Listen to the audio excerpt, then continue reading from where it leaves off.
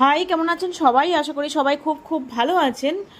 আজকে ভীষণ ইম্পর্টেন্ট কয়েকটা কথা আমি বলতে চাই, যেটা কিনা আপনাদের যেহেতু যেহেতু মানে বছরটা যদি এপ্রিলে শুরু হয়েছে, এপ্রিল থেকে শুরু হয়েছে, অনেকে কিন্তু হয়তো পিএলআইয়ের জন্য যে ডেটাগুলো ফিল করতে হয় এসকেএমএসে, সেটা অনেকে করেননি, মানে এপ্রিলটা এখনও করেননি, করলেও হয়তো খেয়াল করে দেখেননি।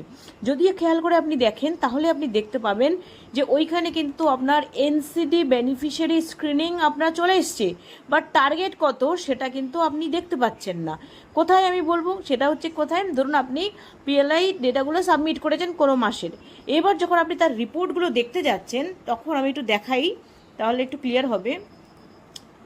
ধরুন আপনি এসকেএমএস খুললেন, আপনার আইডি পাসওয়ার্ড দিয়ে আপনি লগ ইন করে নিলেন, করে নেওয়ার পর আপনি যখন আপনার ডেটাগুলো চেক করতে যাবেন, ধরুন আপনি এপ্রিল মাসটা করে দিয়েছেন, করে এবার আপনি আপনার রিপোর্ট যে পার্সেন্টেজ কত হয়েছে পিবিআই রিপোর্টটা যখন চেক করেন, আশা করি সবাই পিবিআই রিপোর্টটা চেক করেন। ধরুন পিবিআই রিপোর্টটা যদি আপনি চেক করেন, সেখানে পিবিআই রিপোর্টটা চেক করলে আমি একটু দেখিয়ে দিই।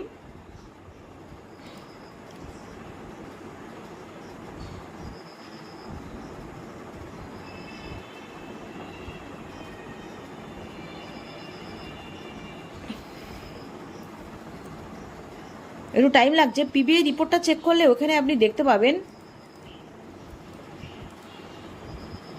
বের করেই দেখায় যখন বেরিয়ে গেছে।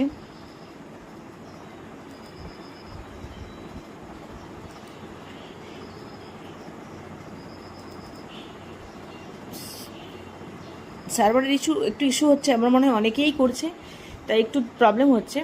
ওইখানে পিবিআই রিপোর্টটা যখন আপনি চেক করবেন তখন দেখতে পাবেন আপনাকে শো করছে যে এনসিডি স্ক্রিনিং হয়ে গেছে অনেকটা, বাট টার্গেটের ওই জায়গাটা 0 শো করছে। ধরুন এখানে, এই তো এইখানে, এই এই জায়গাটা দেখুন, এখানে percentage of population screened new beneficiary, এখানে দেখুন এই যে টার্গেটের জায়গাটা, এখানে 1149 আছে, এই জায়গাটা কিন্তু 0 থাকবে, এই জায়গাটা কিন্তু 0 থাকবে। কেন 0 থাকবে? অনেকের ক্ষেত্রে দেখতে পাবেন এই জায়গাটা 0 হয়ে বসে আছে, তার টেনশন হচ্ছে এই জায়গাটা 0 হলে কী করে হবে, এইখানে এই জায়গাটা 0 হয়ে বসে আছে। তখন আপনাকে কি করতে হবে? আপনাকে বুঝতে হবে যে আপনি base line information fill up করেননি। যদি বেস লাইন বছর যেহেতু শুরু এপ্রিল থেকে, যদি কেউ এপ্রিল দেখা গেল এপ্রিলটা এন্ট্রি করে ফেলেছেন, মেটাও এন্ট্রি করে ফেলেছেন, বাট আপনি ভুলে গেছেন বেস লাইন ইনফরমেশানটা এন্ট্রি করতে, তাহলে অবশ্যই করে আগে এই যে হোমে যাবেন, হোমে গিয়ে বেস লাইন ইনফরমেশান এখানে ক্লিক করবেন।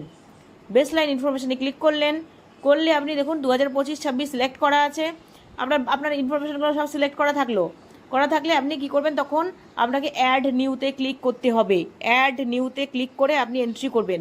আমি যেহেতু করে ফেলেছি, আমি সার্চে ক্লিক করে শুধু জায়গাটা আপনাদের দেখিয়ে দিই কোথায় কি করতে হবে আপনাকে।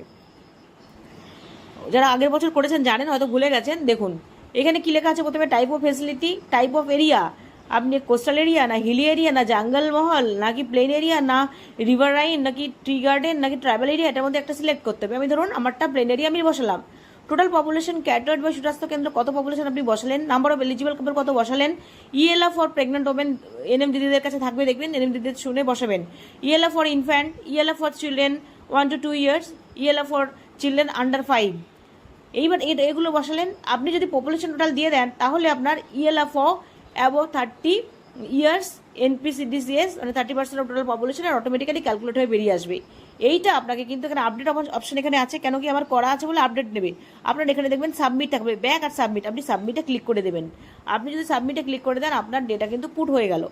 এইবার আপনি যদি নিশ্চিন্তে করতে থাকেন, আরামসে আপনার এন্ট্রি করতে থাকুন পিএলআই, আপনার সেখানে সুন্দর ক্যালকুলেশন হয়ে বেরিয়ে আসবে।